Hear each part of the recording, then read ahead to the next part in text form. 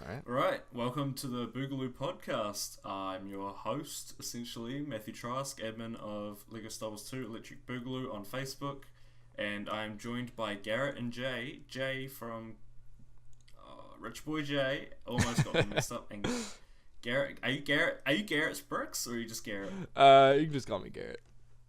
Okay, I almost said Jay's Bricks and Rich Boy Garrett. So yeah, today we will just be introducing ourselves, talking about what you guys are doing in the mock scene, other hobbies that you have, YouTube tips, stuff like that. So I'll let you guys introduce yourselves. Who wants to start? I'll go ahead and start. Yeah, go ahead. Oh, All right. all right. So Jay? Most of you know me as RichboyJhae. My real name is Jalen. I started building mocks at the age of 17, really. 17 going on 18, and I've been doing that ever since. And LEGO Star Wars is pretty much my life. That's all you need to know about me. No, it really is all you need to know about me. That's all there is. All right, that's good. Yeah, that's nice.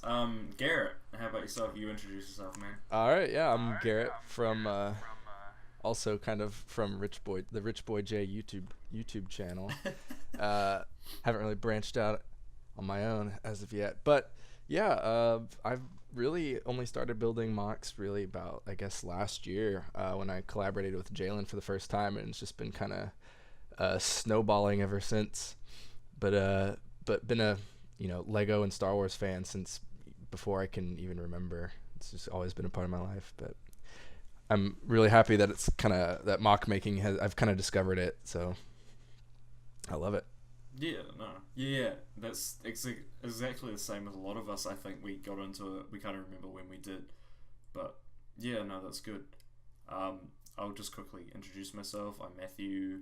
I am in the group. I'm in the Facebook page that sparked the group, where I just post stupid memes. Yeah, no, come on, man, give it a name drop.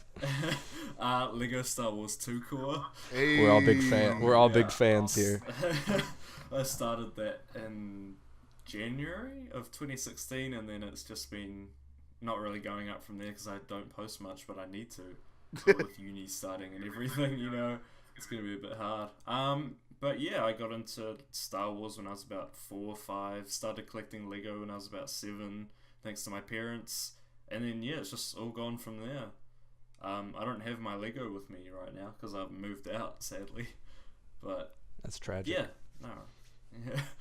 Hopefully I'll be home in the weekends to have a little play. Yeah, when I was at university, I always loved coming home. It was when The Force Awakens came out. I had some of those sets at my apartment, but I just loved coming back home and being with all my boys again.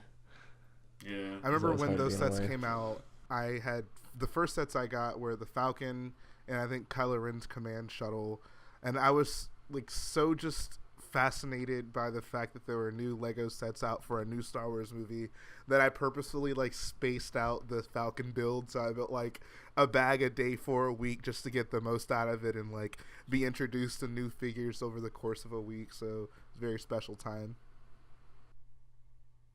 Yeah, any Lego release line is a special time, I reckon, but definitely The Force Awakens because Star Wars was coming back. It was a lot of merchandising, a lot of hype around the film, especially those sets was very.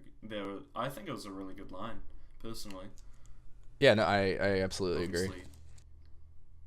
Obviously, every line isn't perfect, but that line was very good from what I saw. I only had the X-wing, but no, I think the only dud, probably even the Kylo Ren's command shuttle, despite it being fairly inaccurate, is still a good Lego set.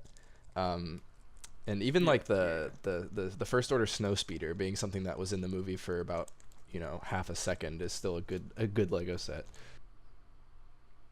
Yeah, definitely. It's always got that play value with the stud shooters. Oh, yeah. Dude, that thing has some crazy stud shooters on it. 2 of those Gatling gun stud shooters on the side. Oh my god. Yeah, my friend has it. and I was just in awe at how much firepower it has. I feel like this is kind of how I treat them now, and I feel like it would be the same way for me as a kid. I never shoot those things because I don't want to clean it up, and I don't want to go through the trouble of trying to place all 6 back on the stud things. Yeah, I'm exactly the same. I think last year I brought off a trading website. It was like the Coruscant, or Coruscant, however you want to say it, like the Royal Guards or whatever they are, the blue guys, and they have that stud shooter for like the main build. I haven't touched it. Hell yeah. So just left it. Yeah, it's not something you want to constantly be cleaning up. Yeah, definitely. So let's talk about Crate. I'm sure that Crate's been on your mind a whole lot, both of you. First off, where do we find the updates? Give us a plug of your channel. Yeah, so if you guys want to see updates on the Crate mock and pretty much anything Lego related in my life, and Garrett at some points, go ahead and check out youtube.com/RichboyJhae. That's Rich and then boy with a Y, and JHAE. Awesome. Yeah, and so this Crate mock, it's how big is it? I feel like it's 4x9 gray base plates. 4x9, I want to say. Gray base plates. Did I get that right? That's correct. Oh, sweet. Alright, so that's crazy amount, and the techniques they're using are just unlike I've seen before. I don't really delve into mocks, but this is just blowing me away so far. Have you guys had any difficulties with it? Oh God, yes. So I think the biggest thing that we kind of had to get over was not trying to do too much before we saw the movie. Me, when I get really inspired, I really start kind of going all in, and it's hard for me to be patient about it. So I spent a lot of time scouring like the trailers that would come out, the teasers as well, and stuff like that, just trying to find little details and kind of like piece the battle together in my head. And I already had like all these orders that I was gonna make before I even saw the battle. Like I was like, oh, I'm gonna order, like a bunch of snowtroopers because we're gonna need so many of those for this battle because we don't have enough between us to do it. And then we see the movie and it's like, no, we probably have too many between us.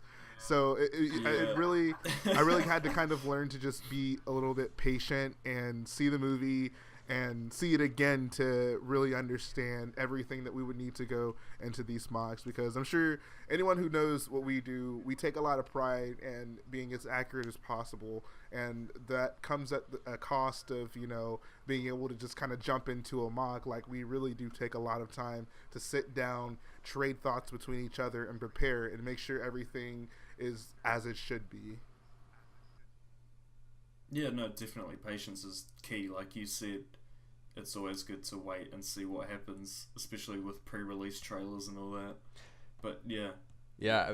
Garrett, I was just gonna say, like, along the lines of things that we we're planning on, but we just can't have it because it didn't happen. We were imagining like having this huge dog fight happen above the battle, having like, TIE fighters and X-wings suspended at a bunch of different angles, and well, it turns out there's no X-wings in the battle. They're all exploded at that point.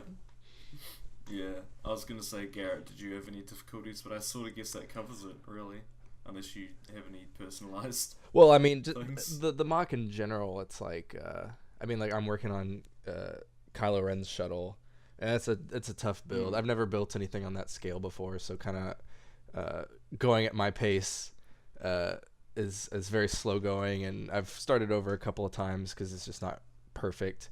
But I've been learning a lot, so it's been an experience. But definitely, I would describe it as a tough, kind of a hard learning experience. Yeah, that's funny. Actually, I wrote down ask Garrett about shuttle progress, so I'm really interested to see how that goes. I don't think has anyone made a Kylo's shuttle in minifig scale. There's been a couple of attempts. The tricky part with Kylo Ren's shuttle is if you want to make it to scale, it's almost like you have varying sizes. So according to like Wikipedia, like according to what we have from the cross sections books and stuff, the measurements we have, it's like, okay, it should have space to fit up to 1 to 5 guys in the cockpit. So maybe like 3 seats and 2 guys standing up. And then it has room for 10 guys in the back. And you're like, okay, that's fine to think about. But then when you actually like, you see it, you lay it down next to the Millennium Falcon, and then you realize it's not as big as you need it to be. And then you look at The Last Jedi, where the Kylo Ren shuttle in The Last Jedi is like almost, it's got to be nearly twice the size as the same shuttle from The Force Awakens. And my thought process is they probably, just because they filmed a lot of those shots on like an actual set, most likely, like when Kylo Ren and Hux are inside the shuttle at Crate, they probably just built a set and they just made it big enough to fit all the actors in there and make it work. Whereas in The Force Awakens, they never had any shots in the cockpit, so they never had to like worry about where people would fit. So they vary in size, but the ones I've seen, basically the large scale Kylo Ren mocks, there's been a couple that I think are pretty good. Renegade Clone, who actually built a Zeta class shuttle from Rogue One, which Jalen and I built one for our Scarif mock. He did a Kylo Ren shuttle, but his it's a little smaller, and he also used, it's all in gray, so it's not, I don't personally think it's the best it can be. But in terms of true like minifig scale Kylo's shuttles, there's not a whole lot out there from what I've seen. I've delved pretty deep into trying to find other ones. Huh, yeah, okay, that really interests me, like you're saying about how it varies in size. I feel like that's something I wouldn't personally notice, like between films, unless I was doing something like that, like making a mock, checking the size, making sure it's scaled. But like I feel like to a casual viewer, like even that didn't occur to me until you just mentioned it. So yeah, no, I mean, I didn't even notice it until I started, during building it, because it's not something you really notice. And that's something I think the filmmakers, Star Wars has never been super, super consistent. Jalen can tell you all about the frustrations of building his custom Millennium Falcon, because the Falcon defies the laws of physics, and it's just a known thing in Star Wars. Just due to the dimensions. Yeah, you want to speak up the about the that? big thing is that the interior of the Falcon is like too big for what the size of the exterior should be. So whenever I had to design the interior for it, a lot of the things ended up like either shrinking or just kind of going away to make sure that like I can include all the rooms that are supposed to be in there. Very annoying. Very annoying. Oh, okay. Yeah. But that's I just, can see that now that you mention it. yeah, that's just kind of the thing that Star Wars has always been about. It's never been like something like a Star Trek, where it takes a lot of The logic. not pride, but it basically, yeah, the logic and the science is very focused, and like like the Starship Enterprise is like very laid out and specific, whereas like the Millennium Falcon, it was just like, well, we have these sets. Yeah. This, it's just whatever. Like, we need to build the set to have to have these shots shot this way, and so it, and I think that carries over into the new trilogy. So it's just, as you said, like when you're watching the movie, you're not gonna think, oh wow, this shuttle is bigger than it was, because no one's gonna think that, because it's not the focus of the movie. Honestly, but when you're exactly. My dream scenario is where I have some sort of working arrangement with like Lucasfilm, where they send me a definitive like schematics of every ship and design I want to build, and I don't have to hunt down various inconsistent reference material to build stuff. It's just all right there. Like, I want whatever the Battlefront people get to design what they make.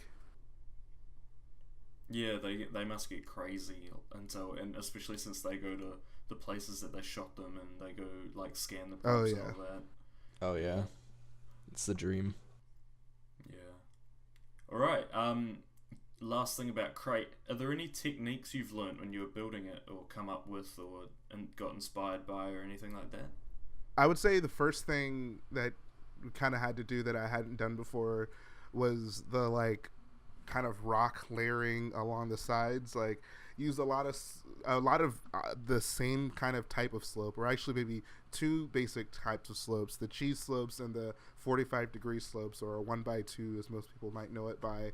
And we kind of arrange those in a lot of different ways to create different patterns. And if you kind of look at it from a distance, I think it looks very natural, and it looks pretty good. Like, I feel that was one of the things that is really going to distinguish this mock from a lot of other Crate mocks. The fact that it isn't just like a flat wall on the sides or anything like that, because the ground had to be elevated up, but instead it looks like you just kind of cut out a section of an actual planet and you dug it out of the ground, and there it is. There's the red rocks on the side. It looks almost like a red velvet cake.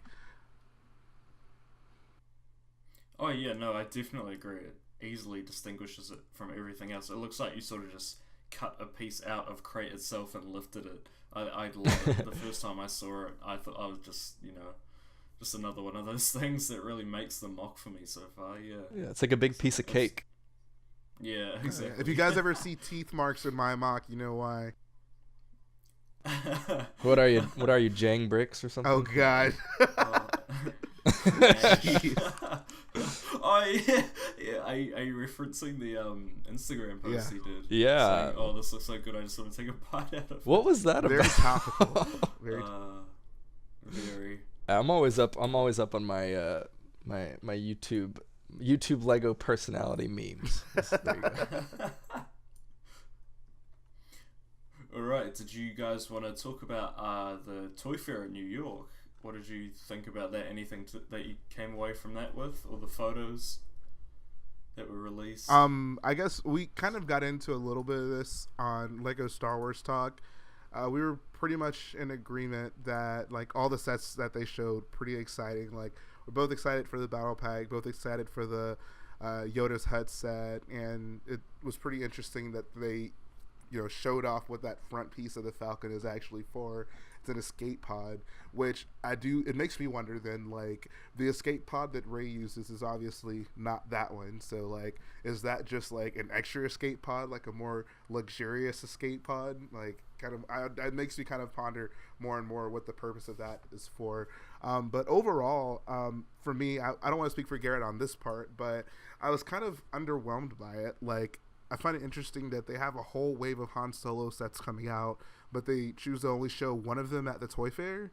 I didn't really understand that. I'm sure there's some reason, but I feel like the Toy Fair is the place where all the media goes. That seems like the correct place to show off all the sets. Like, you're going to show off the main one. Like, certainly, I don't think it's going to reveal any more plot details to show off, oh my god, a TIE fighter or something like that. So I was a little puzzled by the fact that they only showed off the Millennium Falcon from the Han Solo movie. Yeah, no, I agree with that. It's interesting that they didn't show off at least two more sets, maybe one of the speeder bikes, the TIE fighter. Yeah, because I can see the TIE fighter selling a lot, because it's just an original trilogy vehicle, whereas the Falcon might sell more or less because it's modified, whereas the TIE fighter, you're going to sell lots. Yeah, the TIE Fighter is a classic. I mean, that's the number one set I'm looking forward to in this wave. And I guess I echo Jalen a little bit with that. I was kind of puzzling that they showed off so few sets compared to some of the past Toy Fairs. They usually show a bit more, but I think the Falcon set looks pretty great for what it is. I'm someone that's probably eventually going to acquire the new UCS Falcon. So once I have that, having the kind of smaller scale Falcons wouldn't really make too much sense. But the figures are amazing. I can't stop talking about the Lando figure. I'll most likely pick it up for that. Yeah, Lando looks amazing in it. And then I guess the other sets that was displayed, Dagobah. I know Jalen and I are both super excited for that set. Great minifigures, great looking set. I'll be excited for that, especially with the Luke fig, the R2 fig. Yes. Stuff like that, yeah. And I like the way it folds in, actually. I didn't realize that it folds into more rounded structure. Mm-hmm. But yeah, I'm very excited for that. Neat. What about did you guys cover the minifigs, Series 17? Oh, is it Series 17? Is it? No. 18, right? Is 18 the next one? 18, I feel like. I know there's 17 figures to collect, but I don't know what series it is. Yeah, what do you guys think about that? Are there any definite buys, any misses? Thoughts? I will for sure be getting all of them. I think it's a fantastic wave. I skipped most of the Lego Batman ones, but with these, I love the idea of it. I'm not super thrilled about the orange base plates for them, just because I don't like change. But yeah. But I can agree with that. All of the other things, like the costumes and stuff, are just really I love the humor in it, so I will definitely be getting them. No, I feel like if the orange. I was just gonna say I definitely agree. I feel like it's definitely the most interesting wave that they've ever released. Like, it's kind of unprecedented in the things that they've released before, but I think the more and more detail they can put in these figures, I'm all game for it. Yeah, completely. And like what you said with the orange base plate, I agree with that. But also, I feel like they might just do it for this wave and then swap back to the black, and then I guess you could just change them out if you wanted. Yeah, I think you're right. What Lego's about, really. But yeah, no, I definitely agree with that. Change is, I'm not a fan of change a lot of the time. Yeah, they could be useful for mocks, maybe. Just depends if you're building some sort of big orange. Yeah, thing. for sure. Were there any of the figures that really stuck out to you? To me, probably what stuck out to me first was the police officer, just because of the simplicity, the cool classic stuff like that. Not that I have nostalgia for it, but yeah.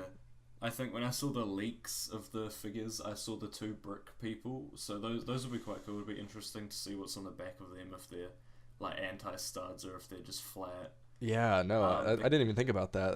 That's a good point. The cactus is interesting. It kind of reminds me of, I feel like it's the Final Fantasy series with the cactus, but maybe I'm wrong. And also the new balloons, they're interesting considering we just had like the Joker's balloon escape and all that with the older balloons, and seeing a new model so quick is quite interesting. I didn't even think about that. Oh, are the balloons in this new series gonna have the like the rounded end to the stem part, like the wands in Harry Potter are? Did I see? Is that something I saw, or did I dream that? The rounded ends. What do you mean? So are you talking about like the?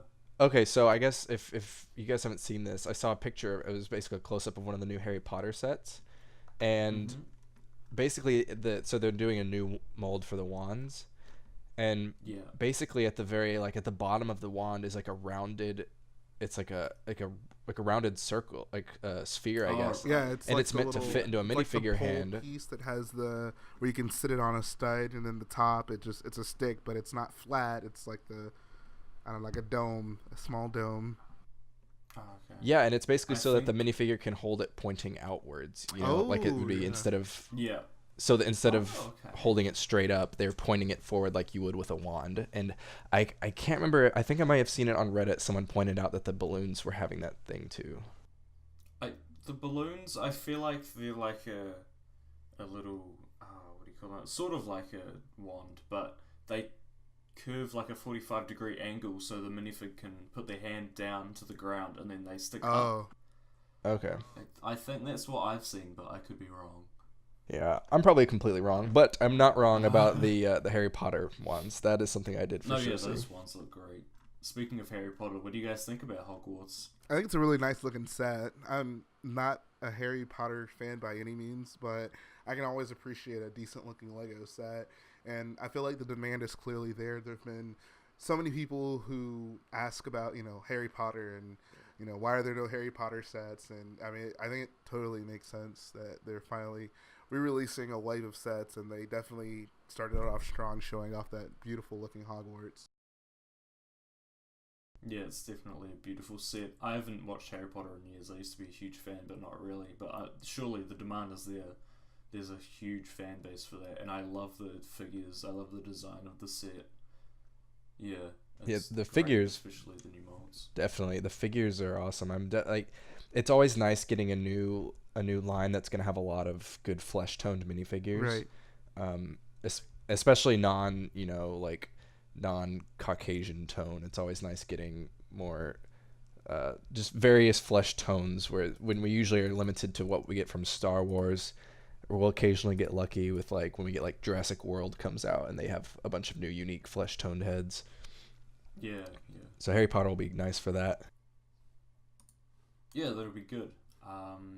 Was there anything else in Toy Fair that wasn't Star Wars related that you sort of piqued your interest, or? Probably the Jurassic World stuff. Did they show that off there? Yeah, they did. They showed off, I think, most of the sets. So I mean, I feel like the distribution is really weird. There's a junior set, a Duplo set, and a normal set. But I guess the junior set has the T-Rex in it, so that's nice that's making a return. Yeah. I'm gonna finally get a T-Rex. Right. I think it's the same. Is it the same T-Rex mold as the last film? I want to say. I believe so. Yeah. It's a similar It's a color, at good least. set, though. Yeah. Yeah, at least it'd be a good way to get the T-Rex. I'm excited for. I don't think they showed them off at Toy Fair, but I think it's been confirmed that they're doing like Jurassic Park sets, like classic Jurassic Park sets. Oh, really? I've seen a leak. Oh, Yeah, yeah, I've seen a leak where I saw some of the figures of Dr. Grant and Ellie Sattler. So this is they're for sure totally- coming, but I don't. Yeah, no, those are great. Go ahead. I was No, trailing off. Go yeah, ahead. you go I'm for sorry. it, Jay. I was gonna say this is totally ridiculous, but I'm actually low key hyped for the Powerpuff Girls sets that are coming out. If for no other reason than the fact that I can have a Mojo Jojo minifigure. Like, there's just so much Easter egg potential with that figure. Oh, definitely. It'd be good to hide in little mocks or something. Yes. Yeah. I'm not a huge Powerpuff Girls fan. I did watch a bit of it, but I didn't really. I watched other shows. I think you growing can up, reasonably say but I it love probably that wasn't figure. for you, so no shame in that. Yeah. Oh yeah. Oh yeah. Definitely. But I love that figure. It's so well done. Yeah. They're cool figures, I guess, but I guess I don't have enough attachment to Powerpuff Girls to appreciate them, I guess. Yeah, that's fair enough. Yeah. All right. Well, that covers Toy Fair, I suppose. Do you guys have any hobbies outside of Lego that you'd like to share, or that you invest time or money into? Wow. Yeah. I'll let Jalen go first. I think his list is shorter than mine. Oh, okay. Yeah.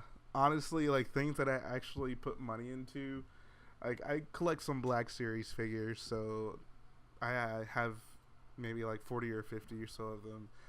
But that's still Star Oh, Wars.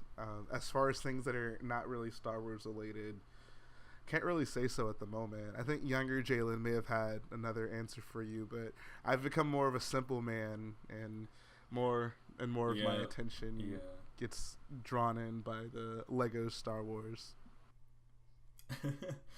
Yeah, I can relate to that. Right, Garrett? Yeah, so I guess I also collect some Black Series every now and then. Jay and I both actually kind of got into that at the exact same time. But again, that's neat. Yeah, but like again, it's Star Wars. I think that kind of coincides just with being a Star Wars fan. But other than that, I'm a pretty big movie buff. I know you and I have talked about movies before. Oh yeah, definitely heaps. But yeah, just movies in general and movie making. I used to before I really like got into the Lego hobby. My main hobby was film, and I had a friend that we both worked on making, just like short films and short videos that we would post on YouTube and stuff. So that's something that I was very passionate about. Still am passionate about, but kind of when it comes to spending money on it, I haven't like invested in camera equipment or anything in several years. But just a quick interjection. Yeah. Are those videos still up on YouTube? Yes, actually they are. Oh, awesome. You could either link them to me, or if you want to link them in the description of this, if you're not afraid. Yeah, no, I'll send you a link. Sweet. You can see. We made some good ones. Yeah, so film, I'll be doing that next year. Oh, actually, next week. Who am I kidding? Oh, wow. God. It's getting That's awesome. Next week, so that's scary. Yeah, good luck, man. Anyway, cheers. So any other hobbies aside from film? I guess I should probably mention we're both pretty big into Lego. I don't think we. Yeah. Yeah. I guess, like, so as far as, I guess I kind of spend money on it. I'm a big wrestling and monster truck fan. So every year I go to what's considered the Super Bowl of monster trucks in Las Vegas, which is pretty sweet. And I keep up with wrestling a lot. Okay. In fact, a lot of, I don't know, when I was younger, this is an interesting RichboyJhae fun fact. I don't know why, but a lot of wrestlers have long hair. And when I was younger, I wanted to be a wrestler, so I had really long hair. I can imagine. Oh yeah. Yeah, no. A lot of my life choices seem to be fueled by like my hobbies and passions. Like a lot of my wardrobe is becoming Lego shirts. Yeah, I feel like that goes for a lot of people. actually. Yeah, we're I've shaped seen- by our hobbies. Garrett, what's that shirt that you wear in the Star Wars talks? It's always interested me. I've worn my what is Probably it? means the Star Lego Wars Star Day Wars. one. Yeah. Yeah. Lego Star Wars Days shirt. It's from Legoland when Jalen and I both went to Legoland in San Diego for an event called Lego Star Wars Days. And since I technically displayed, we brought this tiny little piece of Scarif when we were working on it just so that I could be like an official displayer. And so I got I got that shirt, and it's a great shirt because it's got all of the like brick built figures that because at Legoland, you know, they have in Miniland they don't use minifigures, they have like brick built guys. So Yeah. for the same with all their Star like Wars to add displays. that So Garrett built that mock in the hotel room. Like I tossed him a bag full of parts. I'm like, make something. That's great. Really. Garrett's hit joke. Yeah. So yeah, any other hobbies that you'd like to add? Or is that? I'm a huge college football fan, I guess. Is Here a we decent go. hobby because I spend wanna hear me I spend and money Garrett on it. Argue, bring up football. Yeah. You see, I like football, but the other kind of football, not the American. The overseas football. See, we call that by its correct name. Soccer. I don't know about that, Yeah, I'm going to get up at 3 a.m. to watch a match of that actually on my computer, so it'll be interesting. Oh wow. Do you watch Premier League? Yeah, Premier League. Yeah. My dad's a pretty big. My dad has gotten into. I'll give this one to you. My dad has gotten big into football in recent years, so he follows Manchester City is the city that is the team that he's kind of latched onto. Wait, so he's following one of those big teams. I mean, I guess I am. Is Manchester City a different thing from Manchester United? Okay. Yeah. Yeah. They're both Manchester teams, and actually, my team's playing Manchester United tomorrow, so good luck. It'll be good. I'm a Chelsea fan. Oh, okay. But I'm a blue boy, so yeah. Fair enough. I'm not big enough into it. I'll watch Premier League with my dad sometimes and appreciate it because I like soccer enough, but I guess I don't follow it enough to have a team. I root for Man City because my dad likes them. Yeah, no, that's a completely valid reason to do that. I only rooted for Chelsea because my mate did, and then it just grew on me. Good enough reason. Them for the past 7 years, but yeah. Yeah, right. I guess I'll just throw in a couple of hobbies that I have just quickly. I guess I collect video games sometimes. I used to collect like retro games like N64 and all that, but sort of really haven't had the money for it. It does get quite expensive. I bet. Also, like vinyl records, that's been a huge hobby of mine. That's also extremely expensive. So, I bet, again. And Lego as well tied in with that, so that's just it's like a wallet breaker. I think your hobby is just spending money. Yeah. I think that's the overall umbrella term for the hobby, spending money. Which one do you spend the most money shoes. Ooh, I don't know. I guess gaming the least now because I have all the games that I want really, and I play them regularly, so that's quite good. Lego, I feel like I spend a lot in groups of time, and then I just go off it, and then I jump back into it. But with records, it's sort of like sporadically, like maybe once or twice a month I'll buy one, and they're like $40 to $50 per record sometimes. So yeah. Wow. And then I don't really buy shoes often, but when I do, it's quite wallet burning. So oh man, I don't know if you get this, but oftentimes me and Garrett will like judge the prices of things and measurement we call battle packs. So if it's like, if I want to buy a shirt, it's like, this is a $30 shirt. That's 2 battle packs. Like, which one of those things is more valuable to me? It's usually the battle packs. I've never come across that measurement. I do have a measurement where I go, okay, if I buy this, it's costing X amount. Am I going to get X amount of hours out of that? Yeah. Sometimes it does work. Like with video games, sometimes I completely surpass it. With my record player, I don't think for now I'm gonna get that $900 that I spent on the player itself out, especially buying $40 records every time.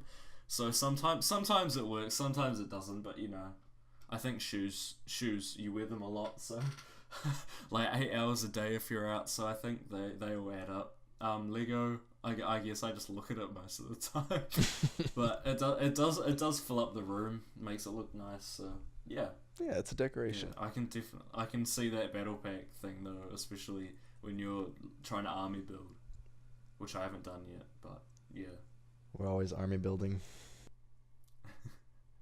All right, I guess we'll move on so we can wrap this up soon-ish. Doesn't have to be that long. Do you have any tips for growing a YouTube channel, Jay? Because you have become quite popular recently. I'm assuming it's because of Crate, the exposure that's been getting. Yeah. So I think when I first kind of decided I wanted to get on YouTube, like I posted the Scarif video, and I just kind of assumed it would just take off because it was a big creation that Garrett and I were really proud of, and it didn't really do great compared to some of the other things that I've posted on there. And I've realized what it ultimately boils down to is consistency. I think people look for, you know, some sort of regularity when it comes to YouTube channels. So in order to really establish yourself as something serious, you have to have some sort of upload schedule.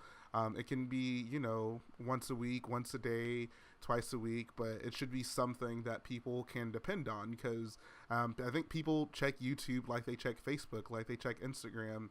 And if you're posting frequently, then people are going to see you more, the same way as, you know, if you're one of those people who posts like a status about everything you think of, people are going to see you more. So I think consistency is probably the biggest contributing factor, and also personality.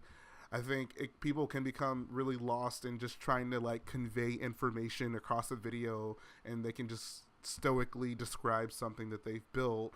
But a lot of us are kind of looking for, I think, like friends when we watch these videos, because Lego is very popular, but typically not with people our age, so it's not exactly the easiest thing to find people near us that we can constantly talk to about Lego and Star Wars and stuff like that. So when you can find someone in a video who, you know, seems relatable enough to you and maybe shares a lot of your ideas and has some sort of personality and is interesting to listen to, those things go a long way. Like, even if you're not able to spend a lot of money to like do a lot of set reviews or do a lot of mocks or anything like that, if your personality is good enough, you can take your channel pretty far just on the simple basis of it being you who's doing something and talking about something. So I think some sort of regularity and some sort of personality or identifying factor that makes you distinct will really take your channel a long way, excluding a lot of things that may cost a lot of money,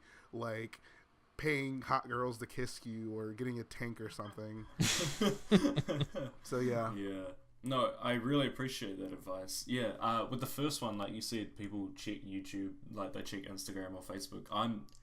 As you mentioned that, I think back to earlier today. I opened YouTube, I closed it, I swiped left to shut it down or whatever, like close the app properly, and then I waited about 5 seconds and I thought, okay, what app should I check? And I checked YouTube again because I completely forgot that I checked it the first time. I just check it so regularly that it's crazy. Yeah, and actually I refreshed earlier and I saw that you uploaded your minifig collection, episode 3, and that was about a minute ago uploaded, so I had to watch that in 360. Yeah. Yeah, it's good that it's good that you have a consistent schedule, because it definitely keeps me engaged. I like seeing what you're doing, what Garrett's up to with his side of the mock and all that. And like what you say with personality, that's a huge key element when you can make your audience laugh, or you can get them to relate to you, or even like see you as a friend. Because when I'm watching your videos, I'm like, that sort of sounds dumb, but at the same time it adds on to what you've been saying. I feel like I'm just not sitting across from you, but like really taking in what you two are saying, because you're very charismatic with each other and you just converse so well, and you really you're really passionate about what you're saying. So I feel like those two things are very, very good advice to give, and even to convey yourself. Yeah. Yeah, thank you for those kind words. You're a very good complimenter. Oh yeah. I try to do it without sounding like I'm overboard or I'm like being like a peeping Tom, like looking into your daily lives all the time. I'm just really interested with what you guys are doing. Yeah. I love hearing that. Yes. I mean, that's one reason why we love doing Lego Star Wars Talk and love doing the streams so much, is we love the kind of interaction, like getting feedback and stuff like that, and just being able to talk directly to people is incredibly satisfying to me. I know Jalen feels the same way. Yeah, I oftentimes will find myself, being like, I don't really feel like listening to music right now. I don't really want to watch anything. I want to hear someone talk about like Star Wars or Lego Star Wars specifically. It doesn't even matter what it is. I just want to hear someone talk about it. So I feel we developed Lego Star Wars Talk to kind of get at those people who just want to hear people talk about Lego and Star Wars. Yeah, exactly. That's why I tune into your podcast. Oh, not your podcast. Your Star Wars Talk most of the time is because I just want to hear two people talking about Star Wars. And I hope that this podcast can do the same thing, but for not a more specific group, but for like the Boogaloo group, and hopefully that expands. Yeah. Do you have any goals or milestones for YouTube, your channel right now, or in the future, near future? Right now, I'm really looking at 10,000 subscribers. I have probably like 6,900 right now, so trying to get to 7,000, and then the ultimate goal is 10,000. That's 5 digits, so really looking forward to hitting that. And then also just always trying to develop a greater regular audience, like people who I communicate with and I can recognize, because I come across so many great people, and I know Garrett feels this exact same way. Like, we've met so many people just even over the past like month or two, where I've really been posting pretty frequently with our crate stuff, and we've been doing streams and things like that. And I mean, it's so gratifying when you can find out, you inspired someone to go buy a Lego set or to pick up some pieces and maybe build something that they wouldn't have built before, or even just, you gave someone something to enjoy and be entertained by for a couple of minutes. So all those things are really gratifying, and the more and more we can kind of reach to people and give them Lego Star Wars related content to take in and that they can actually enjoy, I consider that a victory and something to aspire to. Yeah, like you say about the whole YouTube, I reckon the whole YouTube platform, or just the Lego sort of community in general, the Lego YouTube community is very good for that sort of thing. How you can like interact with the audience, you can influence them to do things, pick up bricks even if they haven't in like 10 years. And like, I feel like you touched on bullying for like enjoying Lego at an age that's considered unnatural or whatever. I feel like you can come home, even like if you're getting bullied, or if you feel like you feel like it's wrong, but you can come home and you can see people doing the exact same thing as your age, and you can think, okay, maybe it is socially acceptable. I shouldn't care what other people think as long as I'm enjoying it. For sure. Yeah, and I can definitely see you hitting that 10k in the next, as soon as that crate mock drops, man. Just watch out. Thanks. We're looking forward to it. Excited to finish. Yeah. Alright, I've got a few more questions. Shouldn't be too long. Do you guys play any video games when you're just chilling out, you're relaxing? Anything that you play regularly? I'll let Garrett tackle this one. Yeah, I know. Yeah, I'm a pretty big gamer. I play on my PC. I haven't played as much recently, but I guess games that I find myself going back to very often are, Bethesda games. I play the hell out of Skyrim and Fallout 3 and games like that. Those are games that I'll go back to even if I've played through them 8 times. I'll still go through, play again. But recently, another series is the Total War series, the strategy game series on PC. I've been playing Total War Warhammer 2 as of late. And then okay, I don't think I've played that series yet.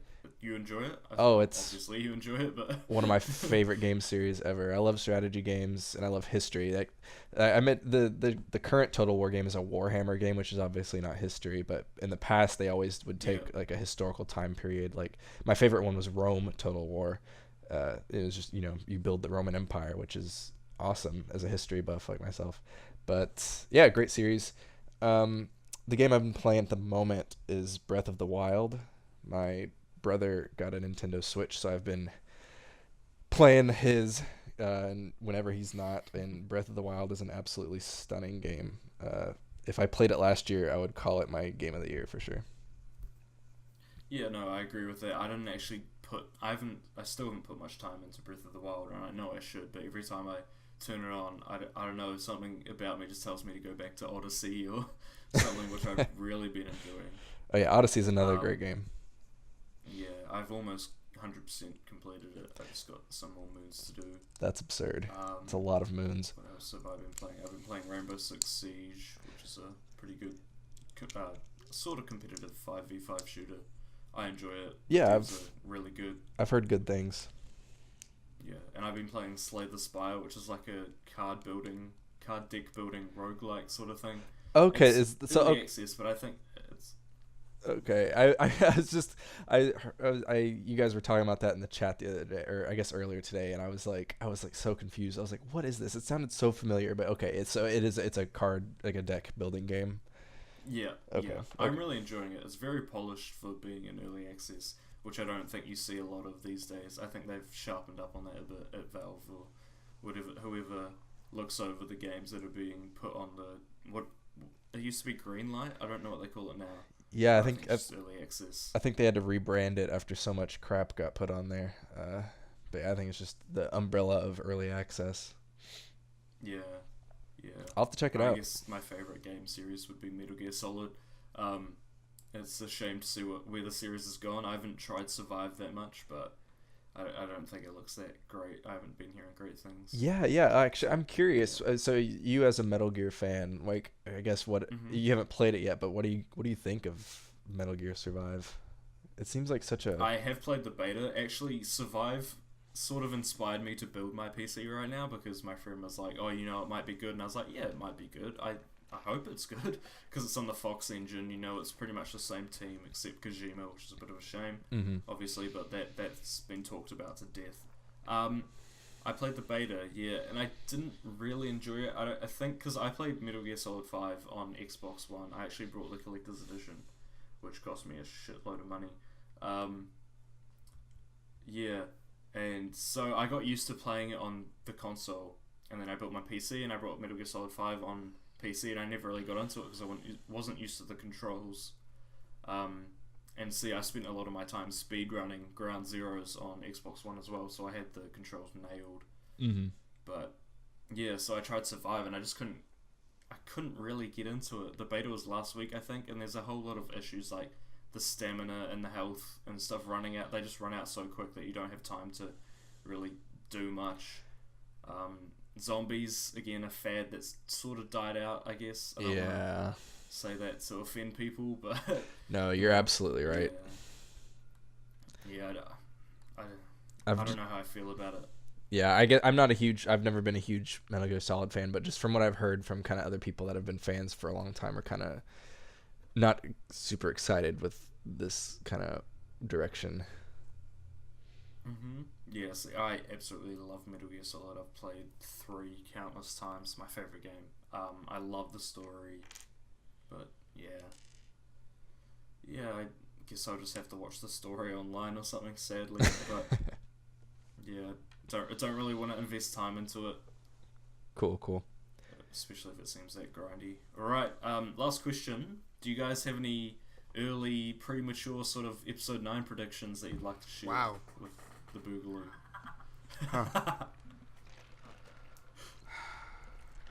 I don't know. On the spot. You have anything, Garrett? Okay. I guess it is quite early to think about it, but yeah.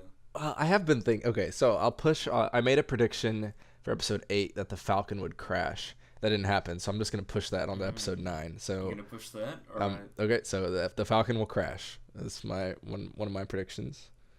Yeah. I think I'm gonna. I made Oh, go ahead. Yeah. I was just gonna say I did call Snoke dying in episode 8, so maybe. Nice. So everyone take note, that Falcon, it's going down. Yeah, that's going down this time for real, and it'll be interesting to see because you are doing a solo competition. Is it the winner gets bought a battle pack? Yep. Yes. From the lease, correct? Yep, exactly. Yeah, that'll be cool. Is it gonna be the new clone battle pack? Probably, yeah. Yeah. Or would it be more solo themed with the solo battle pack? But yeah, Probably winner's choice, I guess. If it's me, I want the clones. I'm sorry. When it's me, I want the clones. Whoa. No, my episode All right. 9 Retaliation prediction. for that, Garrett. I honestly think that the Falcon is not going to be destroyed. I feel like Chewie is just going to take it back to Kashyyyk. Like, it'll be a way to kind of send off the Falcon without having to give it the Rogue One treatment of just tying up the loose ends by blowing it up. So I think that, he fulfills whatever obligation he thinks he has to, like, Leia and the Resistance, and then they tell him, you can go, go live however you want. Our battle is done. There's nothing more for us to do, and he can go be with his people back on Kashyyyk. I think that'd be a beautiful end for him, as well as the Falcon. Ooh, yeah. As you were saying that, I was kind of half and half on it, but now that you mention it, I'm really leaning towards him taking the Falcon back, because just the thought of seeing Kashyyyk again with new technology, that's just stunning. Right. Because have you played Battlefront 2? It looks beautiful. Oh, yeah. Yes. It looks amazing in that game. Just wondering what Chewie's gonna do with it. Is he gonna turn it into like a home or like a museum or something? He'll make it into a big hut like Yoda did with his That's little literally escape pod. exactly what I was about to say, Garrett. He's gonna. That's what he's gonna do. That is so funny. That's par for the Alright, course. well, unless you guys have anything else to mention, I'm gonna conclude this. Yeah. No, that was. go ahead. thing. I was just gonna say that was a lot of fun. I enjoyed doing this quite a bit. I hope that you invite us together, or one of us, or back very soon, because I had a blast. Oh, definitely. You guys will be regulars. You make this thing a lot easier. I mean, I can't speak for other people. I mean, we have done podcasts before, and that was pretty good, actually, but you two just converse so well. I know I keep saying that, but it just really helps me out because I'm not too good at that sort of thing. But yeah, I'm really glad to have you two on. I'm looking forward to future episodes. For sure, yeah. I was going to say, yeah, like Garrett, I also appreciate being able to do this. And, if we're ever available and you need some people to talk to, I'm sure both of us are always down to have some conversation with good old Trasky. Yeah, that's really great. I enjoy talking to you two quite a lot because you're really passionate about the hobby. You're easy to talk to, all that. So, yeah, welcome addition to the Boogaloo and the Boogaloo podcast and the mod team and all that. So yeah, if you have found our podcast randomly, this is from the Facebook group Lego Star Wars 2 Electric Boogaloo, which is a place for Lego fans, Lego Star Wars fans specifically, doesn't always have to be Star Wars, to hang out, talk about things, share mocks and all that. For the YouTube channel specifically, I'm looking at doing a mock of the week sort of thing where some of the Boogaloo group members are going to send in their mocks. I'm going to talk about it for maybe 5-10 minutes, give my view on it. They're going to send in a little snippet of them saying something about it, how long it took them, the cost, how many bricks, all that. And yeah, apart from that, I don't really think I have any series lined up. But if you two want to talk about your series and plug your channel again or just close it off, go ahead. Yeah, so of course, we're working on the Big Crate Mock. So you can find all of our progress on that, my YouTube channel, youtube.com/RichboyJhae. But we also post on our Instagrams very heavily. So mine is RichboyJhae as well. And Garrett, if you want to give your Instagram. Yeah, my Instagram is GarrettBricks. Garrett with 2 R's and 2 T's. Yeah, so and you can we're always posting follow stuff. us both. And Garrett has a collection worth seeing. So he always has some nice pictures being thrown up on there as well. Yeah, definitely. Especially, have you posted a Boog Squad picture? I feel like if you have, that's an essential checkout. Once we get them all done, I think we still need to do. There might be one or two mods we haven't made yet. Yeah. But we'll get it. We'll make sure to get a group picture. Sweet. That might just have to go on the YouTube channel somewhere, even. There you go. In a thumbnail or something, that'd be sweet. For sure. All right. So I think that'll conclude it for today. Thank you guys for joining me in this first episode of the podcast. I had a lot of fun talking to you guys, and I'm looking forward to doing it again, obviously. Yeah, absolutely. It was a pleasure. All right, cool. Sweet. All right. Well, I'll see you guys in the next one.